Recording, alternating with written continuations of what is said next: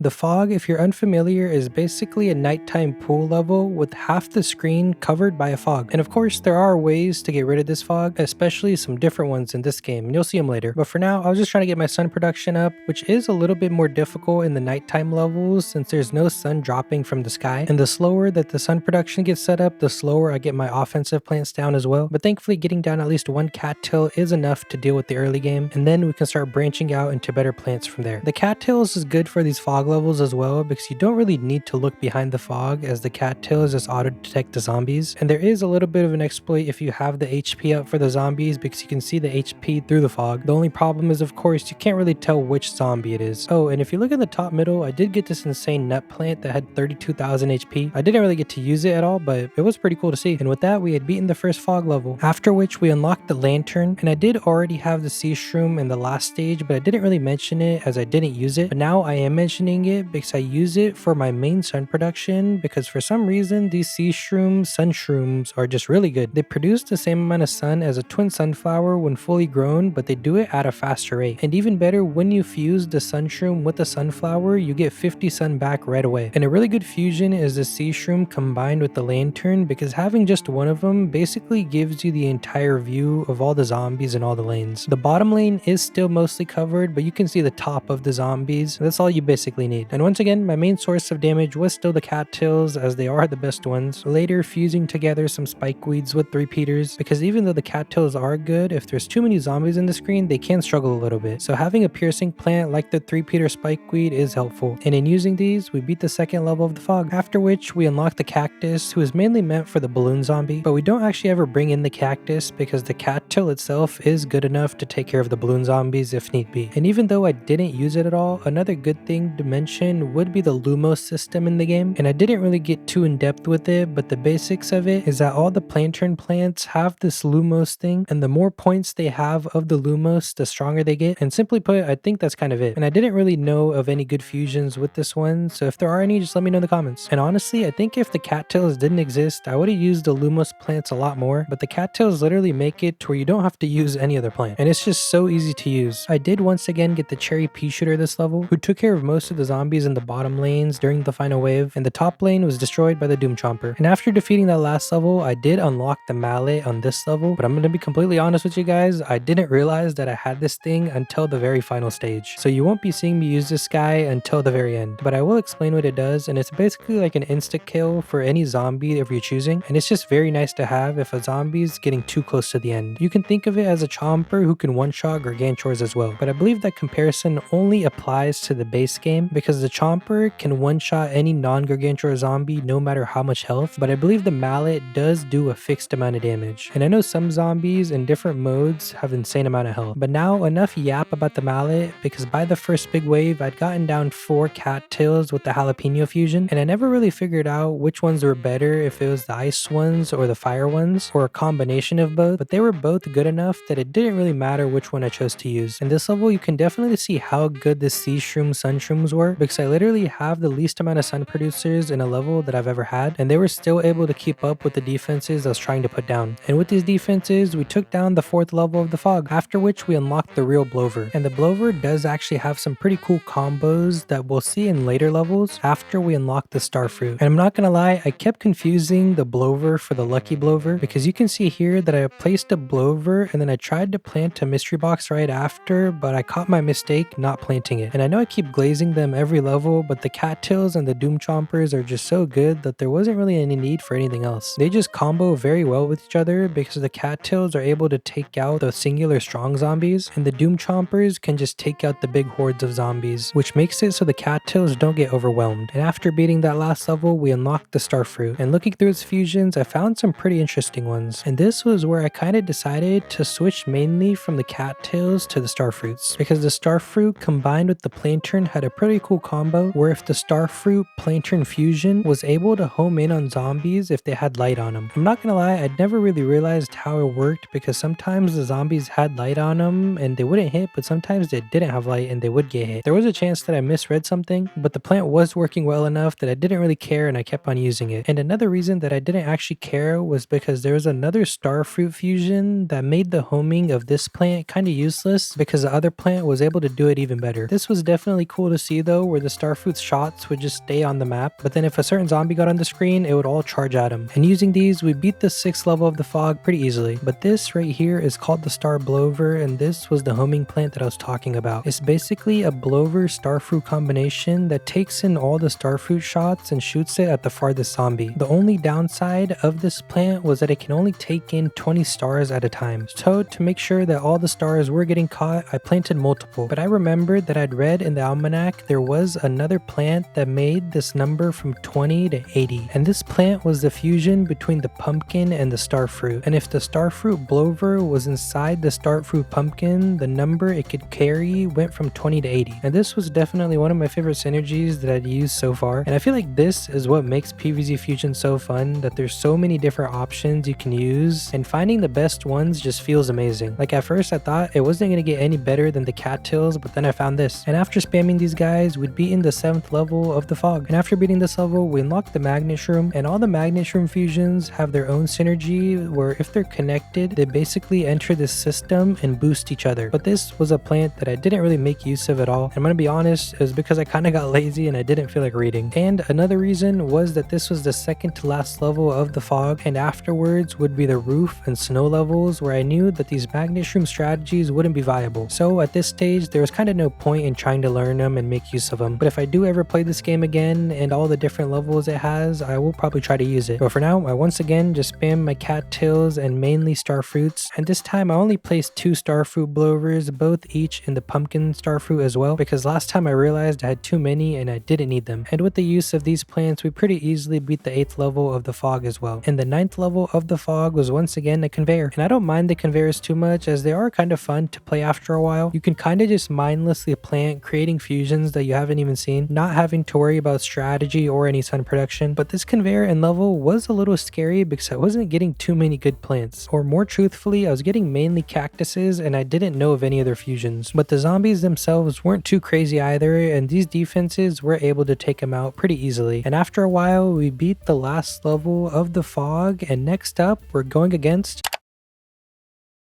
the roof levels. I won't lie, are a bit of a curveball compared to the previous worlds, because in these levels you kind of have to completely change your strategy for the most part. You can't rely on the simple ones like the pea shooters or the fume shrooms, and instead you have to shift your main damage to being the lobber plants. There's no water on the roof either, so you can't use the cattails here. But a good thing is you can still use the chompers and its fusions, and even though the fume shroom itself isn't viable, the gloom shroom is viable. And these two combined with all the lobber plants are very helpful. And the people who have played PvZ Fusion before, you probably noticed that on this first level, I didn't know that you could actually fuse the pots themselves with the plants as well. So of course, all my pots ended up looking normal this time, until in the bottom middle lane, I accidentally fused the cabbage pole into the pot. And that's when I realized that it was possible. So you'll start seeing me use the pot fusions as well, mainly being the sunflower one. But for now, we had pretty easily beaten the first level of the roof, after which we unlocked the pot itself. And my first move on the first half of the roof levels was combining the sunflowers with the cabbage poles, because like the sea shroom, when you combine them, they give you 100 sun back right away, and they kind of just lets you perpetually plant more and more sun producers. And the good thing about these were that the cabbage poles can hold off the early zombies pretty well, and they give me more time to get down my other defenses like the gloom shrooms, and then also the pumpkins on top of the gloom shrooms. My chomper placement here was definitely a little atrocious, because my main goal was turning all of these chompers into doom chompers. And if you're unfamiliar, the doom chomper, whenever it chomps at a zombie, it's technically placing a doom shroom right in the tile in front of it. And what that does is it deletes all the plants in that tile. So in the worst case scenario, all my gloom shrooms could have been gone, but we beat this second level pretty easily. After which we unlocked the kernel pole, and I went straight to its fusions, and the only one that caught my eye was this taco pole, which was a fusion between the cabbage pole and the kernel pole, and it's basically just a stronger version of both of them. But once again, my first priorities were getting down my cabbage sunflower fusions, at the same time getting down my pots with the gloom shrooms on top of them. And like in vanilla PvZ, 2 gloom shrooms in these 2 lanes are enough to handle most of the zombies sent, at least the basic ones. You can see in the back that I was starting to use the sunflower pot fusions as well, and the sunflower pot fusion basically just provides you with a little extra sun. And heavy sun production on these roof levels is definitely necessary, because you're always losing your pots and you have to replant them and all the zombies on top of them. But that aside, my next move after getting all of my gloom shrooms and sun producers down was getting the kernel poles in that 3rd layer, and afterwards chompers right behind the gloom shrooms, which once again was a bad decision, but I hadn't realized it at this point. And this level in particular wasn't too difficult either, as it was just the most basic zombies but in big hordes. Even the final wave was the same exact thing, and we already know the doom shroom has no problem taking these guys out. But afterwards we unlocked a pretty important plant in the garlic, and it's not important because of the reason that you're most likely thinking of, and I'm guessing you're thinking is to combine it with the gloom shroom, because that's the normal overpowered strategy in PvZ1. But I was looking through the fusions for the garlic, and I found one with the cabbage pole that seemed pretty overpowered. This cabbage pole garlic fusion basically makes it to where after 5 hits, the zombie that it's attacking gets a poison debuff, and then every hit afterwards on the zombie poisons it even more. And this poison does some pretty insane damage. And normally the drawback to this plant would be that it's single target and only can hit 1 zombie at a time. But a very cool thing about a lot of the cabbage pole fusions is that their cabbages bounce off the zombies, hitting another zombie if they're behind it. So it's very good at dealing with big hordes of zombies as well. Like for example, this 2500 sun metal walnut barely made it to the gloom shroom before it got taken out by the cabbage pole's poison. And once again, since we hadn't run into zombies that were too threatening, we pretty easily beat the 4th level of the roof as well, which afterwards we unlocked the umbrella leaf, but the zombies also got a couple of pretty annoying zombies. And you might have noticed the basketball throwers and bungee zombies, and those 2 guys aren't too bad, but there was a 3rd zombie which was technically a walnut, or more so a mecha walnut, and that guy can be heavily annoying, and you'll see exactly what I mean in this level. But first, of course, we start off with our sun producers and fume shrooms turned into a gloom shroom. This time I even added a garlic in front of the gloom shroom just in case. Oh, I also abandoned the sunflower cabbage bolt combo because I was mainly using it because 1, it had the sun production, but it also dealt with the early zombies. But I realized that the sun production of the twin sunflower is just much better and would be needed more, and the early game can be very easily dealt with using just the gloom shrooms. And around the time we we reached the first big wave, I started adding umbrella leaves to my defenses since we knew that the bungees and the basketball zombies would be coming in pretty soon. And lastly, I added the important cabbage pult garlic combo in the middle. And most of the zombies in the first big wave got dealt with pretty easily until came in the first big mecha nut. And this thing ran straight into my gloom shroom, taking it out at first, and then right after running into the second one. But thankfully its third target was the umbrella leaf right under, and the umbrella leaf is the one plant that can stop it. But then a really weird thing happened where an ice ball came out of the mecha nut, and I can only assume that this happened because of my ice gloom shroom killing it. And honestly, I never really looked into it, and I probably should have, because I still don't know if that's the real reason that the ice ball formed. Because in the top lane, when a doom shroom took it out, a fireball formed. And having knowledge from PvZ1, I knew that the fireball could be taken out using an ice shroom, so that's exactly what I did. But if there's any ice balls that formed, I couldn't take them out because I didn't have the jalapeno. And then even worse, this basketball thrower drove its cart up and started squishing all of my plants as well. And the mecha walnut kinda has a limit because it loses health every time it hits your plant based on the amount of health that that plant has. But the basketball thrower doesn't have this and it will just rummage through all your plants. And as this third mecha nut came in, I realized that the normal chomper might be better to take care of it than any other plant that I had because it one-shot it and the mecha nut didn't produce a fire or an ice ball. But then I was once again confused because this mecha nut in the top lane I took out using my doom shroom on the chomper, and this time it didn't produce the fireball. But now that I'm looking over this footage for a second time as these two mecha nuts came in, one of them has red eyes and one of them has those yellow eyes. And the one with the red eyes is the one that produced the fireball in this situation. So now after beating all these levels already, I realized the mechanics of this zombie. Well, hopefully I played this game again so I can make use of this information. Oh, and the ones that produce the ice balls have blue eyes. And I realized that the doom chompers placed up front are very good against these guys because they're able to stop them before they reach that slope. And if they don't reach the slope, they can't roll down. And another really good plant to protect your plants against these guys was the pumpkin, because it can only one-shot plants that have less health in it, and the pumpkins always have more. So they're able to just tank the damage and keep the plants inside alive. And though the fire and ice balls are kind of devastating, the good thing about them was that even if they reach the end, you don't lose, since they aren't technically a zombie. And so with these defenses and my doom chomper getting the last hit off, we beat the 5th level of the roof, which after we unlocked the marigold. And the marigold in this game has its own system of plants, and the game kind of gives you a tutorial before you start the 6th level, and it shows you how the marigold plants have plant food abilities, which in this game are called the ultimate. But once again, this isn't a combo of plants that I use like at all, since I already had a strategy that was working. On the other hand, the zombies did get these melon pogo jumpers, and these guys are just a super powered version of the pogo zombie because they can jump like 4 tiles at a time, so I got scared and just doom shroomed them. And until my defenses were good enough, these doom shroom chompers were gonna have to be my answer to these guys because I just can't do enough damage before they get to the end. And this time I was making sure that I got down my pumpkins on my gloom shrooms early just in case the mecha nut was sent in as well. And if you look in the very bottom lane, this was also the level that I realized that the doom shroom gets rid of the plant right in front of it. I did somehow go the entire time without realizing that this was the mechanic, and I only realized this because I was waiting for that hole to regenerate and it literally just never did, and I got really confused because all the other holes were regenerating, but this one wasn't because zombies kept getting eaten by that chomper. And this wasn't anything too important to the story, but I thought I should mention it because it was kind of a slow moment for me. But that aside, by the time we reached the final wave, I had a column of gloom shrooms in the very front, and this helped me take out all the zombies besides of course the melon jumpers who I took out using the doom shroom. And with that, we had beaten the 6th level of the roof, and beating that level we unlocked the melon pool while the zombies would be sending in the gargantuar for the first time. And the melon pool had a ton of new fusions that came along with it, and I'm not gonna lie, it was just too much reading, so I didn't read through all of them and just looked at the ones that caught my eye, like the umbrella leaf fusion and the garlic fusion, which seemed the same as the cabbage but just in melon form. This level started off the same with me planting my sun producers and the gloom shrooms for the early game, and then slowly turning the pots in the back into the sun pots and also adding the pumpkins on top of the gloom shrooms. And once my sun production got to a certain point, I started adding the umbrella leaves alongside the garlic pults, and I realized I can make my sun production even better if I just planted sunflowers on top of the pumpkins. And this was when I realized that the sun pumpkin actually has a second effect that gives the plant on top of it like a shield boost. And the way the shield works is that every time the sun pumpkin produces sun, it gives the plant on top of it 50 extra health. And over time, this health can definitely start building up. And the garlic pult's damage was pretty good as well because the gargantuars would basically be dead by the time they reached their front lane. giant chompers. Oh, and another little mechanic, the Doom Chomper, whenever it chomped at the Gargantuars, it doesn't do its effect. So like most of the other zombies, the Gargantuars aren't able to be one-tapped, but all my other plants did so much damage that they weren't much of a threat either. And the game was definitely spamming Gargantuars at one point, just sending them one after another, but none of them ever made it to that first column of chompers, because either the garlic pulse took them out, or they reached the chompers and the chompers were able to bite them to death. And after beating that last level, we unlocked the cob cannon, another plant that I never used because I wasn't sure if it had any fusions, and I didn't really think to try it out. But that aside, on the 8th level of the roof, the basketball throwers had now turned into cherry bomb throwers. A lot more devastating, but can be countered the same way with the umbrella leaf, with one downside that the umbrella leaf loses 100 health every time a cherry bomb is lobbed on top of it. So you have to make sure that you're either using fertilizers on it or just replanting them right away. And there were a couple of times that my umbrella leaves got taken out and I didn't realize it, and so the cherry bomb throwers kind of took out my back plants. Of course, I was able to quickly recover as it wasn't too devastating of a blow, and I even tried placing a pumpkin on top of the umbrella leaf to see if maybe that tanked the damage, but it in fact did not. But then I'd remembered that melon pulp fusion that I'd seen in the almanac and used it on the umbrella leaf, which gave it an extra 1000 health. And this would definitely be much nicer for the bigger waves that had more of the cherry bomb throwers, as I'd have to micromanage it a lot less. Oh, and I didn't directly mention it in the last level, but you did probably notice that I moved my chompers up all the way to the front. And the reason for this was of course so that they didn't take out any plants with them. And as we're approaching the final wave, my defenses were looking pretty strong, as I had 2 columns of gloom shrooms with almost 2 full columns of garlic pulse as well, and then the doom chompers for extra precaution. But as the final wave came in, they all got dealt with quickly enough that they didn't even make it to the front line of gloom shrooms, and we had beaten the 8th level. And now onto the final level of the roof, which was a conveyor. But normally in PvZ1, this level is where the boss appears, but like I mentioned in the intro, the boss of the base game of PvZ Fusion actually appears in a different stage, and you'll see that stage after this. And I'm not gonna lie, there isn't really much I can say about this conveyor level because it kind of constantly kept giving me pretty overpowered plants like the melon pults, and even the kernel pults combined with the kernel pots were very helpful, as their chances for buttering zombies is heavily boosted. And the final wave came in and bringing in a pretty hefty amount of zombies, but my defenses completely eviscerated them, beating the last level of the roof. And next up we face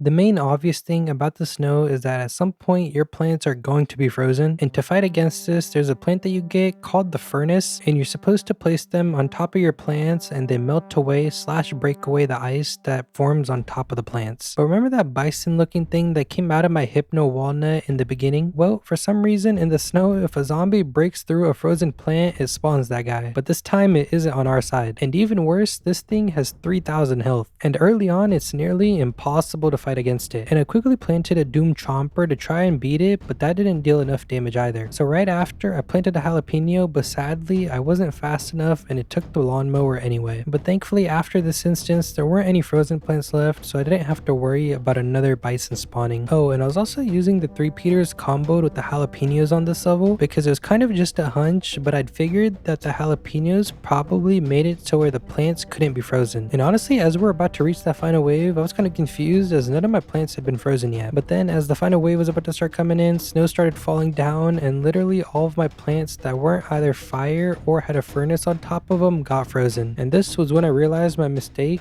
in the fact that I hadn't been planting my furnaces whenever possible on top of my plants. But thankfully we still did have the Doom Chomper on our side, so I was able to eviscerate all the zombies in the final wave, and we beat the first level. And beating this first level, we unlocked the Spruce Sharpshooter, which is one of the more important plants in the snow levels. Its function is that it's an attacking plant that can pierce through 2 zombies or 2 objects like the frozen plants, but even better was that it couldn't be frozen by the blizzards. And for now, I had brought in the mystery box once again to make fusions with these sharpshooters, since I didn't have any other plants that I could fuse them with yet. And with the use of these minimal defenses, we beat level 2, which after we unlocked this plant called the Saminat and fused with the Spruce Pea Shooter, it becomes pretty powerful. Oh, and if you look in the very bottom lane, you realize that this was the level that I actually started using a mallet to my advantage when I realized that a zombie was getting too close and I didn't want to lose my spruce saw shooter. And since the mallet is pretty overpowered, its recharge is also very long to balance it out. And once I realized that this level had 2 big waves, it became my goal to get a saw shooter down in every single lane before the first big wave came in, because I had a feeling that the plants would be frozen on both of the big waves. And thankfully I had collected enough sun that this was possible, and the damage on these guys is good enough, combined with the Doom Chomper, that we were able to take out that first horde pretty easily. And while the next smaller waves of zombies were coming in, I started planting furnaces on top of my sunflowers. And you might be wondering why I wasn't planting furnaces on my sunflowers before the big waves came in, and the answer to that was pretty simple, and the fact that I literally just kept on forgetting. Like, I would plant 1 or 2 here and there on different plants, but then I just forget that they exist. Up until, of course, my plants got frozen, and then I had to start planting them. And I'm not gonna lie, the Doom Chomper was definitely shining on these early snow levels because it kept taking out all the final waves in one go. And going into level 4, things were definitely about to get a little trickier because the game introduced the snowball launchers. And the snowball launchers are basically just zombies that sit all the way in the back, shooting snowballs at your plants, freezing them. And of course, the plants like the spruce sharpshooter were immune to the freezing, but there was more to the snowball launchers because they didn't just freeze, but they also dealt damage to your plants. And to counter these guys, the game gives you a plant named the Snow Lotus, which basically absorbs the shots of the snowball launchers, taking damage itself, but after a second or two, it heals itself and the plants around it by using the damage that it absorbed. And this guy was definitely necessary when going against the snowball launchers because it basically just fully countered them. The only downside to this plant was that it didn't have enough health to survive the regular zombies, but that problem is also solved a little later on when we unlock another plant. But for now, as the final wave had come in, my saw shooters combined with the lotuses and my doom chompers, they were able to take out all the zombies, beating level 4. And afterwards we unlocked this plant called the aloe aqua, but it didn't seem too good to me, so I ended up using it not as much. And this level there were a couple of bisons that overwhelmed me at first, because this one I placed a fire gloom beside, later using a cherry bomb to take out the rest of its health, but right after another one spawned in the bottom middle lane. And once again I had completely forgotten that I had the mallet that I could use, and not knowing what to do, I kind of just let it take the lawnmower. And honestly, I was recuperating pretty well as the zombies were being sent in pretty slowly, but then out of nowhere the first big wave came in, freezing nearly all of my sun producers, and I kind of panicked here as I didn't have enough sun to get any substantial damage dealers. And then out of nowhere, an all-star in the bottom middle lane where I didn't have a lawnmower started charging to the end, but thankfully I did have enough for a jalapeno, so I took it out using that. And then while all this was happening, I got some furnaces down on my sunflowers, which allowed me to get a chomper and then place a doom shroom on top of it, finally taking out most of the zombies. But if you look at the doom chomper, there are some plants in this world that can completely freeze it, like the yeti, and you'll see later the snowball launchers can have the same effect as well. But as we're about to reach that second big wave, we had gotten down a pretty decent amount of defenses, except for the top lane because an all-star had just taken out my saw shooter. But thankfully I'd remembered that I had a mallet, so I took it out using that, quickly replanting the saw shooter afterwards. Of course, I also needed the lotuses in every single lane because otherwise the snowball launchers would just overwhelm me. But it was pretty satisfying to see this first wave just get completely annihilated by my doom chomper. But the second wave that came in, my doom chomper got frozen right away by the snowball launcher and became unviable to use, so I knew I was gonna have to mainly just rely on my saw shooters. And the only way I would get a doom shroom off was planting a chomper, then placing a doom shroom right on top of it, because that way it explodes instantly and it doesn't give the snowball launchers a chance to freeze it. And this level was definitely getting very wonky at many different occasions because I just couldn't get a solid amount of defenses down to take care of all the zombies. And I definitely think the main reason for this was because I didn't have a defensive plant that was good enough to handle the zombies in this level. But slowly and surely we made it to the final wave, in which I placed a chomper and then a doom shroom right on top of it to beat most of the zombies, leaving just the snowball launchers, which my saw shooters were able to handle on their own, and we finally beat level 5. And afterwards was when I unlocked the new defensive plant named the Ram Block. And basically what this guy does is that whenever a zombie rams into it, it takes out the same amount of health the zombie has, and it also kills that zombie. So for example, since this guy has 1500 health and a zombie had 2000 health, the zombie would ram over this guy and then have 500 health remaining. But if that zombie had 1000 health and ran into this guy, that zombie would die and leave this plant with 500 health. I hope that makes sense, but if it doesn't, don't worry, I'll explain it better while we're in the level. And by itself, I'm not gonna lie, it's kinda buns, but it has a fusion with the Snow Lotus that's pretty overpowered. The Bam Block and Snow Lotus fusion is pretty overpowered because after it takes any form of damage, like for example in the top middle lane, it heals that health back with 80 health increments at a time, and it does it extremely quickly. So any basic zombies literally have no chance of getting over this guy, and normally the Bam Block can't handle the snowstorms and gets frozen, but when paired with the Snow Lettuce, it doesn't get frozen. So this fusion is definitely needed and is extremely helpful against the snowball launchers because it has so much health that the snowball launchers are ineffective against them. And on this level, it made my life so much easier as I didn't have any troubles with literally any zombies, as I placed 2 columns of saw shooters and then 2 columns of the Bam Block lotuses in the front, later adding a 3rd column of the saw shooters, which were able to take out all the zombies beating level 6. And if you look in the very top lane, we did unlock the snow mystery box after beating that last level, but then I realized that this thing kinda sucks because what it does is it gives you a base plant, but it's always gonna be frozen in ice. So it kinda didn't seem to be worth it, and this was the last level that I brought it in. In this level, there's not much else to say besides the fact that I used the same exact strategy as last time because it seemed to work perfectly, and it did exactly that once again, as the final wave was pretty quickly decimated, beating level 7. Level 8 definitely ended up being trickier than it needed to be, mainly because I unlocked this new plant that I wanted to try, and the new plant in question was the Spruce Sharpshooter Fusion, which by its description, it seemed pretty good, but when I started getting overwhelmed in a lot of the lanes, I realized that it was just better to keep going with the saw shooters as they for some reason do a lot more damage than that guy. So slowly, before we reached that final wave, I started replacing them all with the saw shooters, and these were able to carry me through the level a lot easier. But next up, we had the last level, which if you remember was the Ice Queen. And this Ice Queen has 60,000 health and can one-shot any plant if it's not the Bam Block in front of it. And even tougher was that this level was a conveyor, so I couldn't choose the plants that I was getting. But thankfully the game was being very generous, giving me a ton of the saw shooters and the Bam Blocks combined with the Snow Lotuses. And even with all these saw shooters, the Queen's health was taking forever to get down. And there isn't really much I can really talk about in this boss fight because it's kind of just a repetitive cycle of me constantly placing my Bam Blocks down and then replacing my Spruce saw shooters in the back whenever they got taken out. And you might be wondering how they got taken out. Well, the Queen has the second attack where it does a wave and it takes out 100 health from all your plants. And since the saw shooters only have 300 health, they get taken out pretty easily. But I did realize a pretty cool thing in this level, and that was the fact that the mallet does 5,000 damage to the Queen's health, which definitely sped up the process a lot, and it was definitely a nice thing to have because this level felt like it was taking forever to beat.